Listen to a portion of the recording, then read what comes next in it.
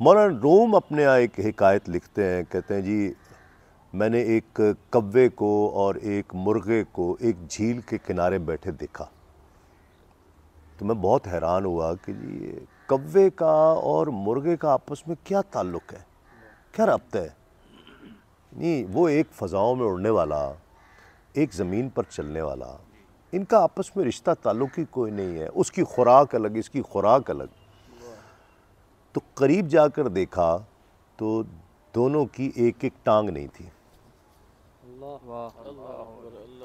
مولانا روم لکھتے ہیں کہ انسان اسی کے ساتھ بیٹھتا ہے جس کے ساتھ اس کو کوئی مشترک چیز نظر آتی ہے، یعنی صحبت اسی سے اختیار کرتا ہے جس سے کوئی اشتراک ہو، کوئی چیز ایسی کامن چیز نظر آ گئی ہے کہ جی یہ جب کوئی لوگ مل کر بیٹھتے ہیں تو ان میں کوئی نہ کوئی چیز مشترک ضرور ہوتی ہے، ایسا ہو نہیں سکتا۔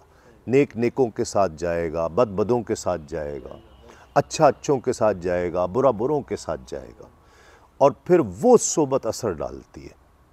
یہ ہے امپورٹنٹ۔ اس لیے مولانا روم نے اپنے حکایات میں اس طرح کی چیزوں سے لوگوں کو انسان کی نفسیات سکھانے کی کوشش کی ہے، بھلائی کا راستہ، صحیح راستہ دکھانے کی کوشش کی۔